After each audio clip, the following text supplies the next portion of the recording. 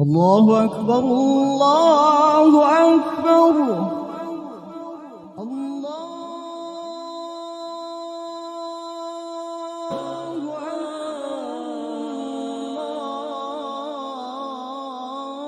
ونعوذ بالله من شرور أنفسنا وسيئات أعمالنا من يهدي الله فلا مضل له ومن يضلل فلا هادي له وأشهد أن لا إله إلا الله وحده لا شريك له وأشهد أن محمدا عبده ورسوله. السلام عليكم ورحمة الله تعالى وبركاته. We are most grateful to Almighty Allah, the Lord of the worlds, the most gracious, most merciful, the giver of all, the giver of life, the bringer of death, the doer of all he intends. There's none that is worthy of worship but only him. Is one, is alone, he is only. May the peace and blessings of Allah be upon the best of mankind, Muhammad sallallahu alaihi wasallam, and his household, and all believing men and women from now till the day of judgment. It is Allah subhanahu wa ta'ala who describes himself as Alladhi lam yattakhidh walada, the one that is boastful that he never begets a son, he has no child. Kings of the world who wish they have children to inherit them and to come after them, but Allah subhanahu wa ta'ala is never to be inherited, and he is boastful that he has nobody that can succeed him, because he is the first and the last. He is the one before the before. He is the one who nobody can create like him, nobody can create for him, nobody can do what he does. How many people here have killed a mosquito before? Raise your hand.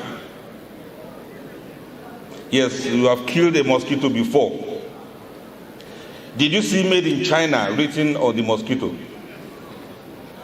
Why you didn't see, the reason why you didn't see "Made in China" written on mosquito is because it is not made by anyone. It's Allah that has made it. The whole world can gather to produce something that looks like mosquito, but tell them to make such a mosquito to lay an egg and let the same egg continue and progressively result into an adult mosquito. Nobody can do it except Allah subhanahu wa ta'ala. How many of you have cockroaches in your cupboards? If you have killed a cockroach before, did you see "Made in Germany" written on the cockroach? You will not see that, even though it is rugged. You won't see that because it was not made in Germany. It's Allah that made it as it is. And the whole world can gather, they cannot produce the like of the cockroach.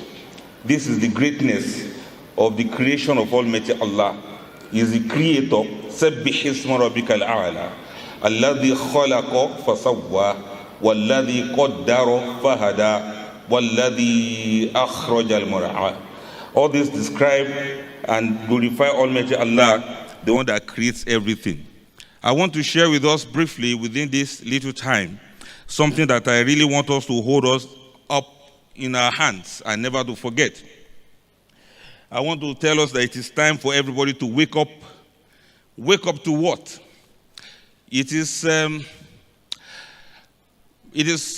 not as surprising for somebody to sleep at night and fall asleep, but it is much more surprising when somebody wakes up in the morning. Meaning, like we said earlier on, who wakes up all the cells in your system? Who guarantees that you wake up actually? When you were asleep, when you didn't know anything, how did you manage to wake up? If not that it is Allah that woke you up by himself. Now, waking up can come in so many ways. Waking up from sleep, that we sleep at night, is one. And waking up in life to realize some of the things and aspects of your life is another thing.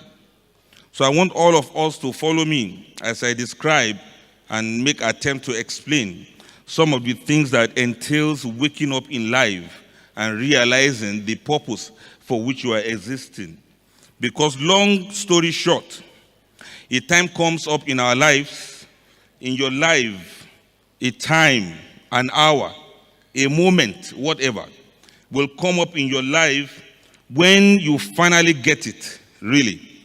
When you finally realize what you are here for and what you have been doing. When in the midst of all your fears and all of your insanities, you stop dead in your tracks, and somewhere the voice inside your head continues to tell you enough, enough. There are times in your life when you have to press the pause button and halt for a while, stop for a while, and think about your life. What is referred to as nafsul lawwama, the soul that criticizes, will begin to grip your conscience with a fist and will say, enough.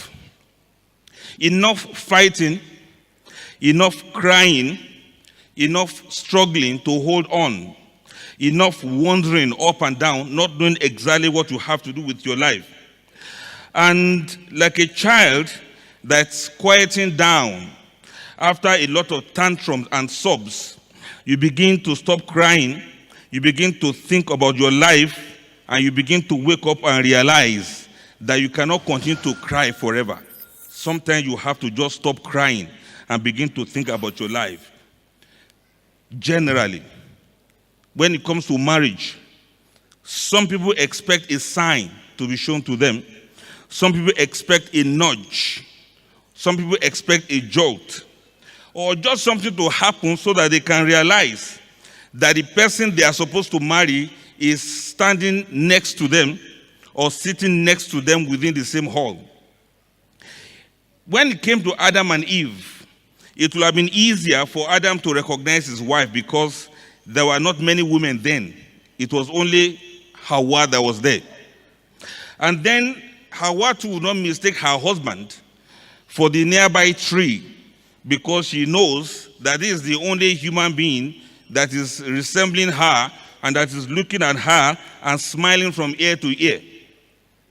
It was very easy for her to recognize her husband. But things, like you know, things are much more complex now. Things are much more complicated. You can't just wake up to find the super spouse of your dream smiling at you, custom made, designer fitted, fully accessorized, with kits and tools, handy as a bomb, ready to explode with desires. And when an angel will say, all yours, and you say, I know. Things are not as easy as that anymore. Realities do not always follow the pattern of your imaginations. You should not be like many people who realize very late that nothing stopped them from moving on in life and that nothing stopped them from marrying the person they admire or attaining the good things they desire except the lack of initiative, except their short-sightedness, except the fear that they have, the fear of the unknown, the fear of fear itself. They realize that what they thought was a stumbling block was actually made of salt, that they have been struggling to enter a room of blessings, but they did not enter that room because they have been knocking at the door from the inside. They were already inside the blessings. They are the blessings themselves. Everything they ever needed, Allah has already provided for them. Now you also wake up to realize that loneliness and being alone are not the same thing. You now realize that you have some strong connections to other people. Your moments alone will not feel lonely. We are all each single unique individuals, but you realize that we now need connection. We need communication. We need commitment to buff off our feelings of loneliness. It is possible for Allah to create everything, but Allah only created the palm tree. To make palm oil is up to you. Allah subhanahu wa ta'ala has put a lot of people on this earth. To choose a companion amongst them is up to you. Allah has given you eyes to see, What you look at is entirely your business. Allah has given you the capacity to laugh. Only you will decide what is funny. You don't just sit by, hoping, waiting for something to happen when you are doing nothing about your life. You have to do something if you want something to happen. Everything comes with effort. Everything comes with sacrifice. When Maryam, the mother of Isa alayhi salatu wasalam, when she was pregnant, and Almighty Allah asked her if she was hungry, she needed to eat something and there was nobody around. Allah told her to shake the date fruit, to shake the tree so that fruit will fall down for her. The thing is, Allah still wanted her to make an effort to shake the tree. Allah would have commanded the tree to just be dropping the fruit for her. In other words, no matter how close to Allah you are, there's the law of action, there's the law of effort. You have to do something. You cannot always achieve something just by wishing and willing for that thing. To achieve anything meaningful, you also need a sense of direction. You need self-discipline. You need perseverance. Can the snake move forward without striking out its neck? No. A tortoise will never make any progress if the heads are still inside the shell. وَأَن لَيْسَ لِلْإِنسَانِ إِلَّا مَا سَعَى. You wake up to also realize, and you learn that everyone shall bear their own burden, and everybody will be rewarded in accordance to their deeds. You learn that the people you choose to associate with cannot make you a better person if you are not willing to make a change in your life. Nobody can have faith on your behalf. Nobody can observe salat on your behalf. Nobody can eat food on your behalf. Allahu Akbar. Allahu Akbar Kabira. Somebody can chew meat on your behalf, but they cannot swallow it on your behalf. Nobody can drink water on your behalf. You have to drink it by yourself, and you have to make that effort by yourself. If you are not ready to take care of yourself, nobody is going to take care of you. That's what you must realize in this world. If a person whose mind is garbage, and the person is sitting by the water, after a while, you will see that even that water will be defiled. Beware and be cautious of the people you surround yourself with, because one good egg plus one bad egg equals to two bad eggs. You are as righteous and you are as good as the average of 5 people that surround you. If you surround yourself with good people, you will likely be a better person. And if you surround yourself with people who are not good, you are most likely going to be like them. You also realize that you can keep asking questions. You can keep whining. You can keep complaining. And you can keep looking for somebody to blame for your problems. You can be like, who is responsible for your situation? Who has tampered with your destiny? Who should you hold as responsible for your problems? Who should you hold as the scapegoat for your life? You can ask, whose fault is it that you find yourself in the ditch? Who is to take this blame? Or whom should you throw your tantrum? Whose cat should you kick? The worst person you can blame is Shaitan, and even Shaitan will deny you. So wake up. Stop looking for those to blame for your life. Yes, you should wake up to stop bitching and blaming. Stop blaming other people for the things they did to you or for the things they did not do for you. And you learn that life is not all about you. The sun doesn't revolve around you. Life is not all about you. Learn that life is itself, and you also have to take care of yourself. Stop looking for people to blame for your needs, for your desires, for your preferences, for your greed, for your appetite, for your selfishness. Not many people will agree to massage your ego even if you are going to pay for them. If you are going to pay them to do so, they'll still refuse to make you happy. So, people you trusted may not always be there for you. This is something you must realize. And when they are not there for you when you need them the most, it doesn't mean that they mean evil. It is just that they have other things to do and they have their own personal problems to attend to. You may not be their priority at the moment. So stop looking for who to blame for abandoning you. That is just life, and there's nothing we can do about it. You need to forgive yourself and forgive other people. You understand that life is full of surprises. Expectations are not always met, and this is something you have to get used to. You may be very brilliant. You may be very smart. But sometimes you make dumb choices sometimes. And you surprise yourself and wonder, why did I do this to myself? It's not just enough for you to organize pity party for yourself, for people to come and say, hey, yeah, on your behalf. The thing is, when they finish doing hey, yeah for you, everybody will go home and face their problem, and they will leave you alone with your trouble. You should come to terms with the fact that you have to be responsible for yourself. You have to be responsible for your life. You have to be responsible for your choice and be responsible for your actions. You have to accept responsibilities for your mistakes in life, for your short-sightedness, for your self-delusion, for your false hopes, for your fake dreams, for your faithlessness, for your carelessness, for your impatience, and sometimes for your stupidity. You must learn to distinguish between feeling guilty and being responsible for whatever mistake you have made in life. There's no human being that will claim that they never made a mistake before. But when you make mistake, you dust yourself up and you get up and you keep moving in life. You also learn as you go along waking up in life. You learn that feeling angry, feeling jealous, feeling envious, and feeling resentful are choices that you make by yourself. And you can unchoose them before they inject their venom into your veins, spreading poison to fertilize the cancer cells that eat up your happiness. To make yourself happy is in your hands. Nobody can ever make you happy, no matter what they do. If you are not ready to be happy, they will not do anything to make you to be happy. You can react to life and feel powerless. It's your choice. Or you can take action and feel powerful. It's your choice. To wallow in regret is not the same as taking action about your life. If you do not deal with changes in your life, life's changes will deal with you.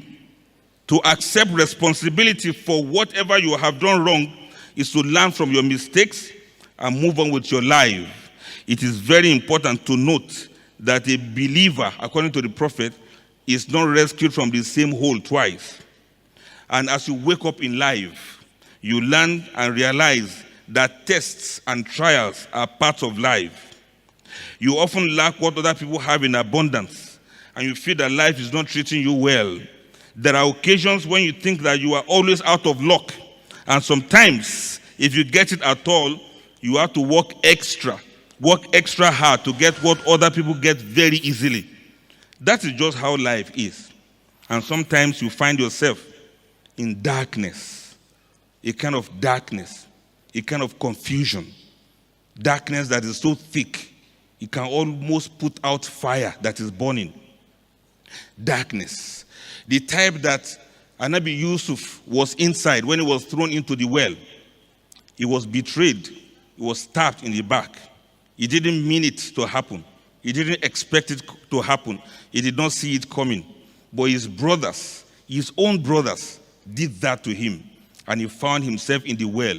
He was there for days in darkness, sorrow, disappointment. What was he thinking when he was there inside the well? Was he cursing and blaming? No, he was just there with all hope in Almighty Allah. For how many days will he stay there? Allah didn't tell him. Until someday, Allah created a need for some people to come and fetch water from that well, and they were able to bring him out of that darkness. Possibly this story may resemble you too. There was another prophet who was in the darkness for a long time. That was Yunus, who was swallowed by the fish. He was in the dark belly of that whale. For how long? We don't know. For how long will he be there? Allah didn't tell him. I could imagine him almost being digested by the enzymes in the fish. It was painful. It was regretful. But what was he doing there? He was still calling on Allah. And someday, Allah made it to be that the fish still vomited him. And of all the prophets of Almighty Allah, he was the only one that his people believed in him 100%. Possibly, you may be in the dark similar to that. Another darkness is that of Noah alayhi salatu wasalam. who was inside the ark for days, for months, for a long time. No rudder, no engine, no machine, no paddling, nothing to paddle it, nothing to make the boat to move. He was inside the ark. He did not know the direction. He did not know where he was going. He did not know when the rain would stop. He did not know where the ark would land. He was there, coping with the darkness of loneliness, of worries, of disturbance, of having to stay with the animals, having to cope with cat vomit, having to cope with all of the dungs and droppings of wild animals. It must have been very lonely for him, because even his children were not there with him, and his wife was not there with him. You may be in similar darkness. Allah will not tell you when it will end, but you know it's going to end someday. You must realize that after all these darknesses you may be going through now as we speak, there will come a time when this darkness cease, will get to be over. So don't despair. It's your share of trial. It's a share of being part of human beings. You are not alone in your loneliness. Many others have felt and known the griefs and problems and disappointment you thought were customized for you. Problems that you could not solve, mountains that you could not climb, lovers that you could not have, opportunities that missed you by seconds, favors that passed you by. With all these cruel stings of inner hurt, it is easy to forget that many wounded and fallen souls, many people who have died already, they will wish to go through the same pains if they could still be alive like you. Appreciate the gift of life and understand that the trial you are going through is part of living as a human being. Then you wake up again and you realize that in real life you don't always get what you want at the snap of your fingers. We all have to do a lot of waiting around for many reasons. Waiting for your turn to see a doctor sometimes, waiting in a queue at a restaurant or at a filling station, sometimes in traffic, and sometimes waiting for a call to be picked up at the other side, at the other end of the phone. You have to wait sometimes for marriage to happen before it eventually happens. While waiting for help, do not forget to hold on to the rope of hope, because it's with that rope of hope that you are going to be pulled out of your hole eventually. You must take Allah's injunction seriously and realize the importance of respecting the boundaries set by Almighty Allah. Learn to say no.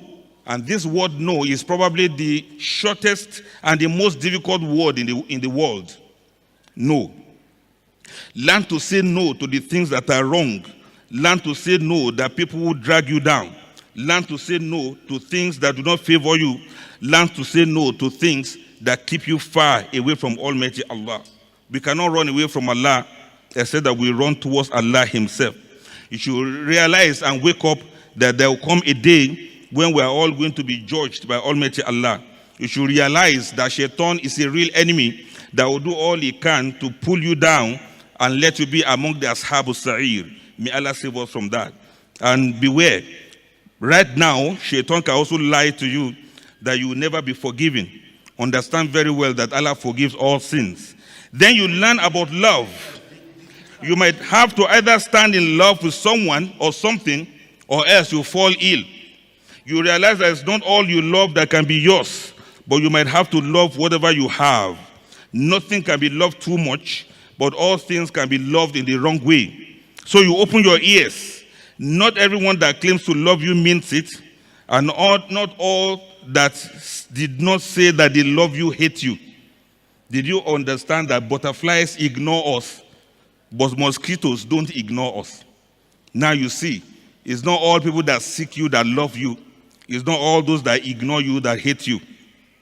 You learn that you can't force someone to love you, just as you cannot force a butterfly to choose a particular flower. Love grows, love changes, and love dies, just like anything that is living. You need to understand that you wake up and you know that nothing is perfect in life.